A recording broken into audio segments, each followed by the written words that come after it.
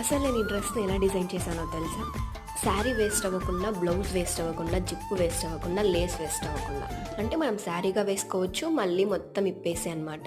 So దాని లోపల lining కూడా వేస్ట్ కాకుండా నేను డిజైన్ చేశాను అనమాట. కొంగుకి చూడండి ఇలా ఫ్లవర్స్ అనేవి జాయిన్ చేశాను. అవి నెక్స్ట్లో చూపిస్తే ఎలా జాయిన్ చేశాను అనేది. ఇక్కడ శారీ నేను నిజంగా చాలా అంటే చాలా వేస్ట్ అవ్వకోకుండా క్రియేటివిటీగా కుట్టా అనమాట. ఎవరికైనా ఫుల్ వీడియో కావాలంటే కామెంట్ చేయండి, ఫుల్ వీడియో ఛానల్లో పెట్టేస్తాను, తప్పకుండా చూసేయండి.